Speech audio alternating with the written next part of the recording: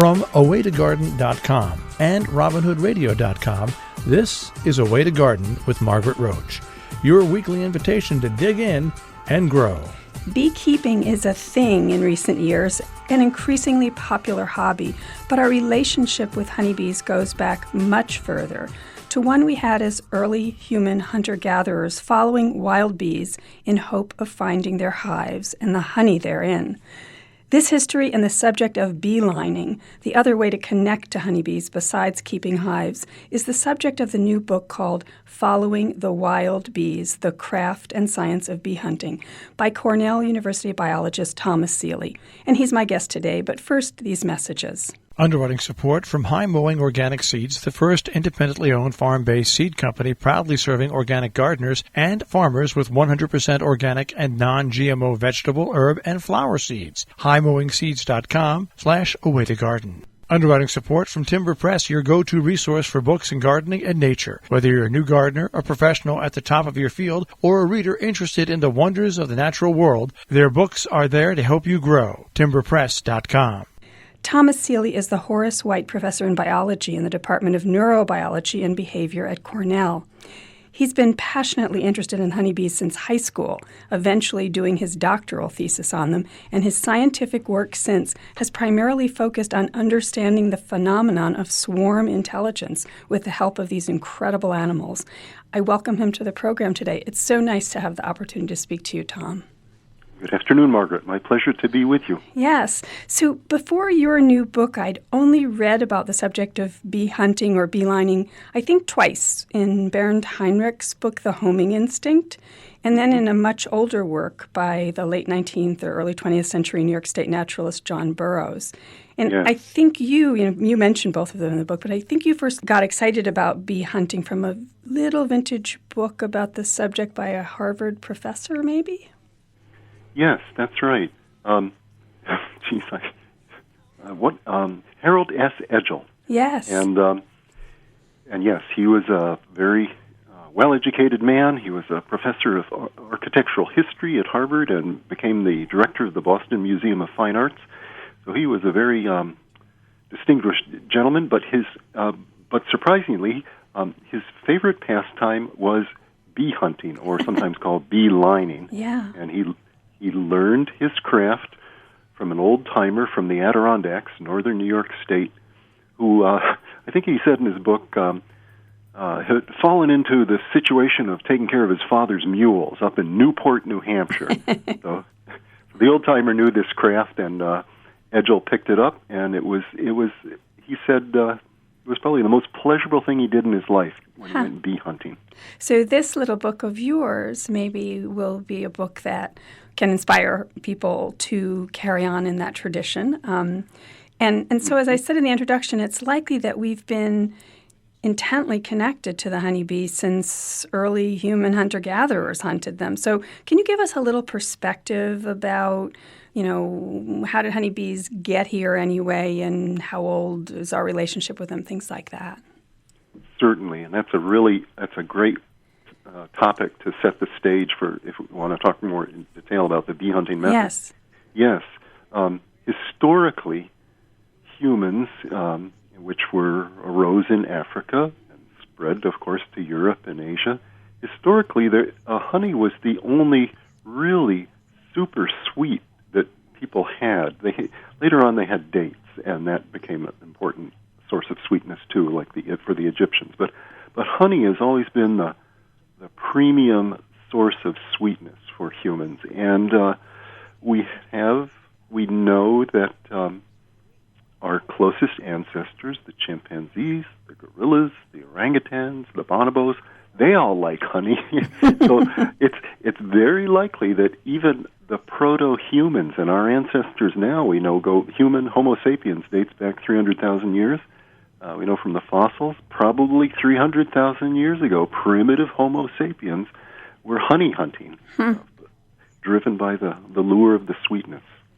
I love that. Now, honeybees don't come from America. They're not a native bee species, right? Correct. They were Apis mellifera was introduced to North America. The earliest records are, I think, is 1640, English, brought in from England and to the Virginia colonies, and the next one was to the Massachusetts Bay colony. I think that was a few years later. And were they from England and Europe, or where were they from? Is that their native habitat? Yes. Okay. Right. Those first imports came from England. Okay. And they were to the bee specialists, they were the northern European dark bee, Apis mellifera mellifera. And we've going fast forward a long way from the early man that you just spoke about. We've also been, quote, keeping bees, not just hunting them, but sort of keeping bees, right, for a long time, haven't we? Yes. The earliest record we have of beekeeping is 4,500 years ago. It's a sculpture that was found in a temple, an Egyptian temple to the sun god Re, and it depicts a very sophisticated beekeeping operation. There are clay pipes from which one man is extracting honeycombs, and then we see people filling pots with honey, and then another individual is sealing up the pots, putting probably some sort of seal on it to show that it's official. Huh. And so that goes back 4,500 years. But the point is, these people, these Egyptians, 4,500 years ago, knew a lot about beekeeping. So clearly, the roots of beekeeping go back well before that. Yeah. I think in the book you say there's one sentence that really struck me. You said, it's a remarkable fact that humans have been keeping bees for at least 9,000 years. I guess longer than that. They said starting in the Middle East, and yet this insect still remains an essentially wild animal, even today. And you're a beekeeper yourself, as well as studying bees. Yeah. So it's still a wild animal? Yeah, I like to think of it as a wild animal because primarily because even though humans now keep colonies of bees in hives, we still don't have much control over their breeding, and that's because the mating of the queens and the drones occurs outside the hive in the air. So even when a beekeeper's got his or her hives, when a new queen comes into a colony, it goes out and mates with males from any of the colonies in the area. And at least in New York State, there are many more wild colonies than there are managed colonies. So the genetics of honeybees is still being strongly selected by nature, natural selection, and that's still in the colonies that are kept by beekeepers. And any beekeeper knows that. They will know that they can capture a swarm out of the wild, and it will behave just like the bees they would buy if they bought a queen from a queen producer in Georgia or California. So interesting. And it's a lot like, there are ponies. They're horses. They're wild horses that just go out and breed on their own, and nobody really takes care of them. Well, we've got that same situation with honeybees. We've got colonies that we manage, like people keep horses, but there are also wild colonies that aren't getting care from anybody. And the genetics are really the same, both the managed and the ones free living out in the woods. So early on, we would go hunting for a tree that had, or another structure that had bees in it, and we would take that sweetness. And then I think you say in the book around 200 AD, European men started the shift from hunting the wild bees to keeping bees. So even the keeping of bees in the more formal sense, I mean, not just going out and finding them. Is that? Yes, the first step went as follows. People would, and this would be in northern Europe would be locating a colony of bees in a tree, and instead of just cutting down the tree and splitting it open and pulling out the honey, the bee hunter would cut out the section of the tree containing the bees and bring it back to their farm or wherever, so they could then harvest honey from it repeatedly by taking the top off or doing some way to get inside. You also write that they have a brain smaller than a grass seed, these honeybees, and yet they're totally self-sufficient. So tell us a little bit, like how many bees are in a colony or hive, whether managed or wild, and who's who, kind of what's a little bit of that, what goes on?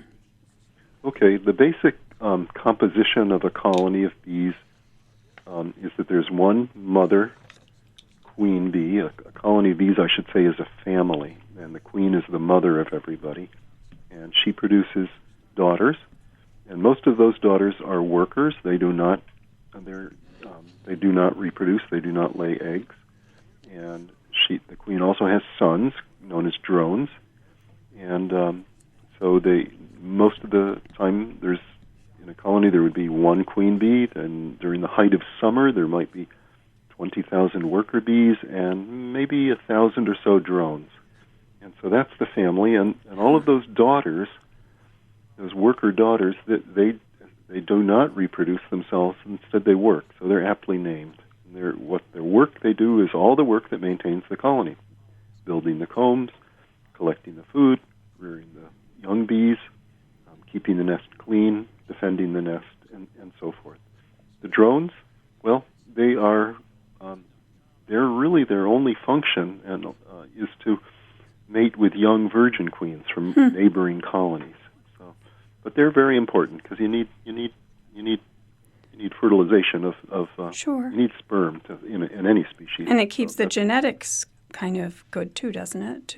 That's right. Yeah. It was interesting because at first it stopped me in the book. You would be describing one of these foraging bees or one of the food storing, the bees who the forager would come back to the hive and bring some sweetness, and it would be stored by a store. You kept using the pronoun she, and at first it threw me, and then I thought, of course, they are all female. Yeah, they are. Yeah, right. And it's funny, though. Yep, have ovaries. Yeah, it's funny because you don't really think, I'm not an entomologist, a layperson with a little bit of knowledge, but it threw me. But yeah. No, that's perfectly understandable. In the old time bee hunters, they often called the bees they were working with he's, because that's what they thought. Those are the bees that were going out and doing the hard work. So they thought that was nice. Yeah. So take us on a little bit of like a hunt. So here you are, modern day, and not a scientist as well as a modern day human, and you learned about over the last several decades about beelining or bee hunting. So when we want to find out where a wild colony is, what do we do? How does a hunt work? Let's see. Here's how a hunt works. First, you get together some equipment, and it's very simple. It's like 5 or 6 things. One is a little device that a bee hunter calls a bee box. It's just a contraption. It's kind of like a miniature shoebox. It lets you use it to capture some bees inside the box, and then you're going to put in the box to get the hunt started. You're going to put in a square of old comb from a beehive, and you put sugar syrup in that. Basically, so this bee box is a way to introduce bees that you've captured in the box off of flowers, introduce them to the world's best food source. And you're doing that because you want to get those bees to come to your little feeding station with that comb and make trip after trip after trip to your feeding station, and every time they fly away, you then have an opportunity to see the direction they're flying. Right. And also, if you mark some of those bees you've caught, you can then, with a dot of paint or fingernail polish or whatever, you can then time how long it takes her to go away and come back to your feeder. And with that information, you can start the hunt. You'll know from the general direction they're coming from and the general distance to their home.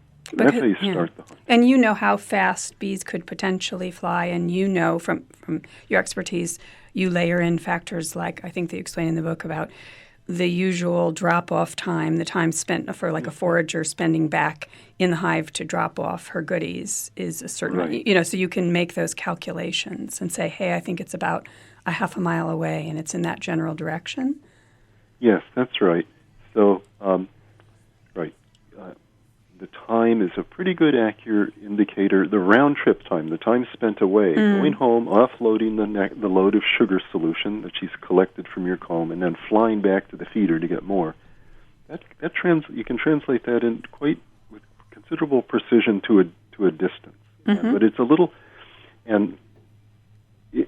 tricky to do that if you did it from first principles, you might say, because when a bee flies home, she's laden with the nectar she's picked up, and that can be nearly the body weight of her own body when she's empty. So she flies home slowly, but then when she has offloaded and is headed back to your feeding station, your little gold mine for her, she flies quickly. But yeah, in the book I have a little chart that shows for so much time spent away, that corresponds to a given distance to the home base. One thing that can happen, and there was a funny word in the book too, recruits, that there may be recruits, other bees who learn about this goodness that you've put out in this little enticement in the bee box, and that she may go home, this forager, she may go home and not say, but indicate is it with a waggle dance? Does she do a dance? Does she show them where there's goodness to be found? Or how does that communication work? She does. The successful and excited forager does go into the nest, and in addition to offloading the nectar or sugar syrup that she's brought home, she'll perform a dance which indicates the direction and the distance to this wonderful food source that she's just found and exploited. And yes, and you can visualize that if you know the right direction to go and you know how far to go, that will take you to the right location. And that's what the bees do. They have this waggle dance whereby one bee can tell another bee which direction to find a rich food source and how far to travel in that direction. It's amazing. It gives me the chills still just thinking about it, really. And that's actually a very appropriate response, because there's only one other species on this planet that can give directions in that manner, abstractly, by saying, well, here's the direction and here's the distance you go. And not, in other words, not by leading the individual to the site, right, or leaving markers or something like that, but doing it abstractly. And that other species, is, of course, us. So bees and human beings are unique. Wow. Have a shared uniqueness. I love it. So you, as a bee hunter, you hope to, the grail for you, you're not going there to get the honey. You're not going to, and this is a spoiler alert, the last chapter, I think, is called On Not Taking Up the Bee Tree, meaning cutting down the bee tree, not plundering the tree. So you're going, tell us why. Moments like what, the knowledge of things like the complexity of their communication and all this magic that's miracles that are going on would be enough for me. But tell us what you're going out looking for and why. I go out and do this bee hunting and locating the wild colonies, tree homes, nests in the hollow trees. I do it for two reasons. One is that sometimes I need to find colonies for my investigations where I'm just tracking the survivorship and things like that of wild colonies. So I will use bee hunting to line up a group of study colonies. The other reason I do bee hunting, though, is not professional. It's just personal. It's fun. It's a pastime, and it's a lot like geocaching, in that there's a very specific destination you're trying to locate, and you're getting directions, you're getting guidance, but you're not getting it from another human being giving you clues or something on your smartphone, but is you're getting your information from another species in a more mysterious manner by watching, trailing them home. And so it's a pastime, it's a challenge, it's a form of hunting, and I don't think I'm unusual that I think we're really kind of thrilled to go hunting for things. Yes. And so it's a lot of fun. It's also a real challenge, and it has if you're a beekeeper, if you're a bee aficionado, it's a great way to actually look at the behavior of individual bees. And let me explain a little bit about that. When a beekeeper sees bees, it's usually, he or she is usually looking at hundreds, if not thousands of bees just sitting there in front of him or herself, because he or she's opened the hive, and you've got all these bees, and they're anonymous, and they're running around, and your attention isn't on an individual. When you're bee hunting, you've got the bees labeled with paint marks or whatever for individual identification, so you can get those measurements of the time spent away. And now it gets very personal, and you learn that, different bees behave differently. Some are rather calm and just go about their business, and others are quite nervous. They don't, when they come back, they hesitate to land. If anything, if you move the paintbrush near them, they're jumpy. So you get to learn the individuality of bees. And I guess the other thing that's really nice about bee hunting, or at least a big attraction for many, is that it takes you to places you'd never otherwise go. You often, if you like nature, you'll often find places that, you never knew. Wow, there's a waterfall over here, or there's a stream, or just a really beautiful part of a forest. And so that's another feature of it. And plus, you're just out in nature. Yeah, it's a great excuse to be out in nature. In the last couple of minutes, I wanted to ask about where the bees might lead you, where these hives might be located, because I was very surprised at some of the photographs in the book, which were marked to indicate where in the picture the hive was. They weren't always up high in a big old tree. What kinds of places have you found hives in? As a rule, they are not in the tippy top of a tree, but rarely are they less than 20 feet off the ground. And bees, when they choose a home, they seem to go high, prefer high. That's probably for safety from bears.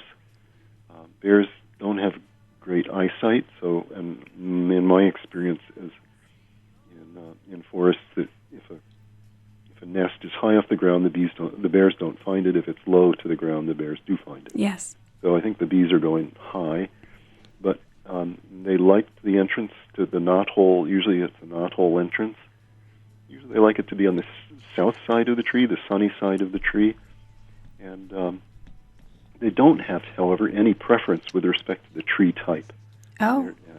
But inside that knothole, they are quite choosy. They like they need the nest cavity to be about at least about 10 gallons in volume, or 40 liters. Wow. So they're choosy about the entrance size, entrance direction, cavity size. There may be other things like the thickness of the walls. They may be judging that as well, but we're not sure on that. Some subjects for further exploration. Oh yeah, definitely. Oh yeah. There's so much about any species that we don't. Yes. It's mysterious. Well, Tom Seeley, I'm so glad to receive the book from Princeton University Press, and to read it and to have a chance to talk to you. So thank you so much for making time. Well, thank you for your interest in the book. You don't have to be a bee hunter to enjoy bee hunting. I enjoyed it so much. I figured, I'll write this book and explain not only how it works, but why it works. What we know about the bee's behavior that makes this whole bee hunting process work. Well, thank you. You're welcome. My pleasure. Underwriting support from Timber Press, your go-to resource for books in gardening and nature. Whether you're a new gardener, a professional at the top of your field, or a reader interested in the wonders of the natural world, their books are there to help you grow. TimberPress.com.